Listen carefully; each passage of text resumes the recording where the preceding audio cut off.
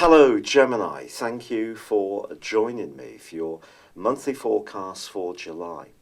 Mars, the planet of power and passion and drive, continues its transit through your sister air sign of Aquarius.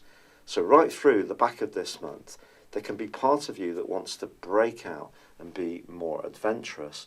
This could be in a more physical way, it could be in a more mental, philosophical or intellectual way. It just depends on you.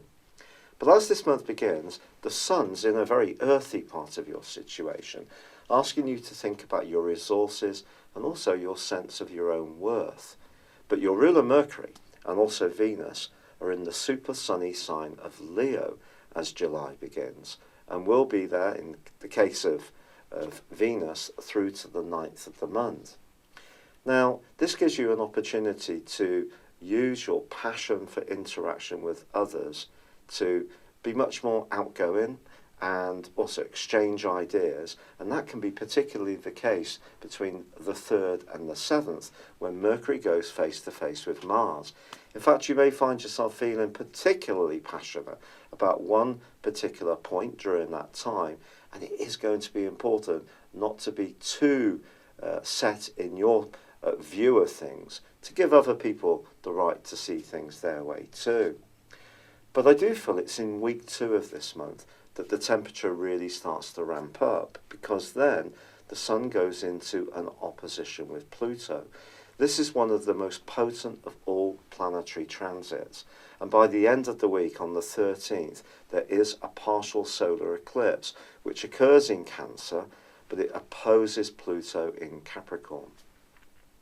Now, Pluto's been in Capricorn since 2008, and during that time the way you earn a living or even the close alliances you have probably gone through some significant changes.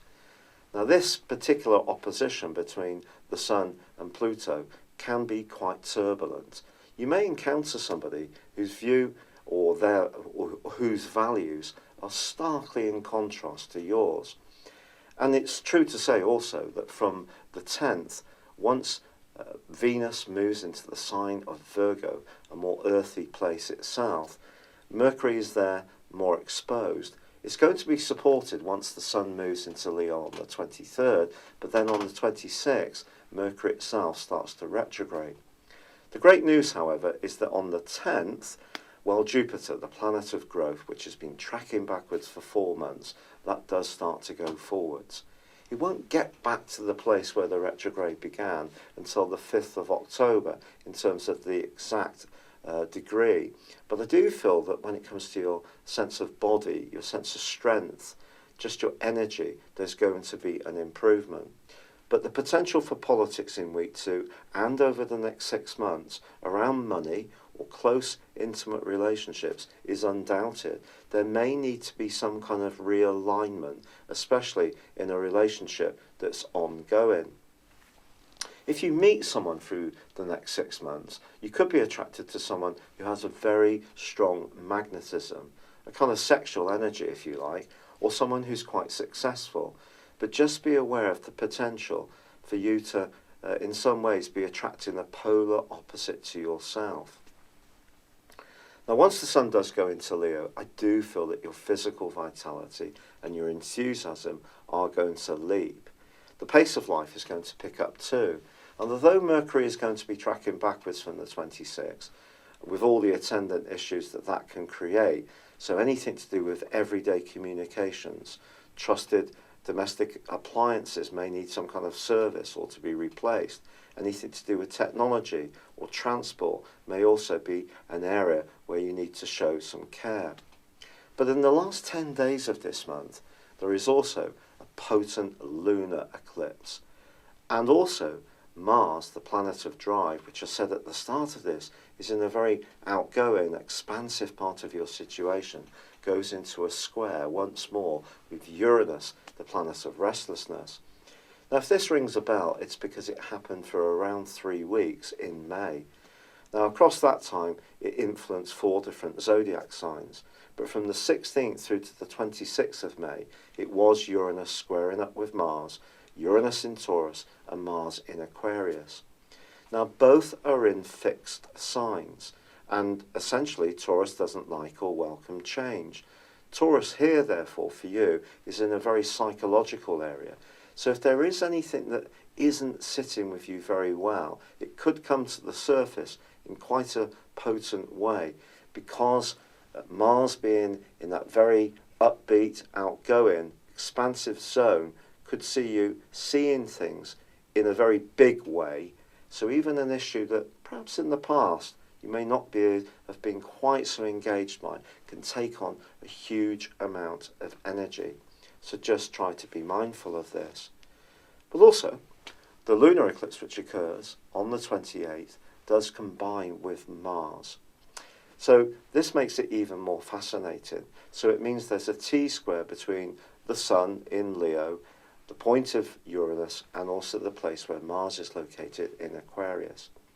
If you are someone who's open to change, likes fluidity in your life, Uranus being in your 12th solar house could be very consciousness raising.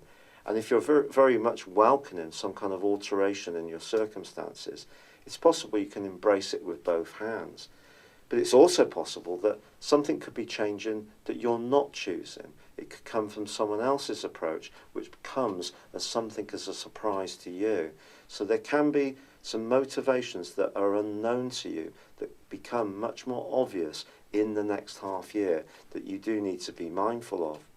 Fortunately, Venus, which moved on the 10th into the part of your scope to do with home and hearth, has given you an opportunity in the last 2/3 of July to really make where you live that much more comfortable. And in the last week, forges a gorgeous angle to Pluto. So if you are doing any kind of property renovation or painting and decorating or moving altogether, it could be a change which you find totally uplifting and supportive. But it just depends on why you feel so restless in this last phase of the month. Now, it's also true to say that Uranus is forging a very positive angle all through this month with Saturn. Now, Saturn also, like Pluto, is in your 8th solar house, around your passions. It's about ends and beginnings, the more psychological part of life.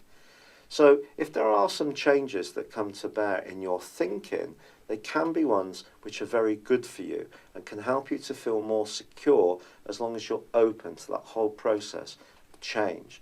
It's something some people welcome, some of us find more difficult. And also, Jupiter continues to forge a wonderful angle to Neptune right through the back of this month. And if you are someone who's involved in a caring profession, or you have a job which is quite inspirational around other people, you can continue to be a real key player as far as that is concerned. So I think your communicational skills do definitely have a wonderful opportunity to shine this month.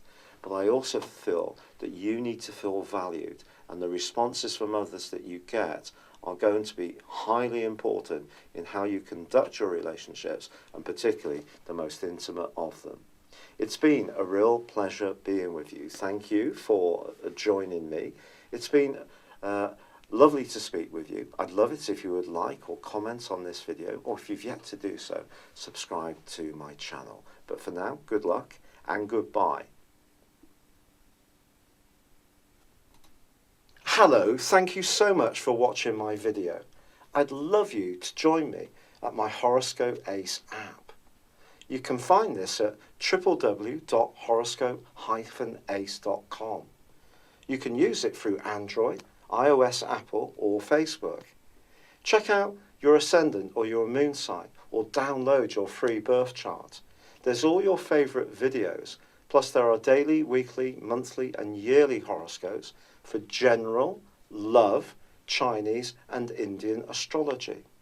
If your passion is tarot, there's my brilliant 3-card money or love tarot readings too. And it's all there at www.horoscope-ace.com. Thank you.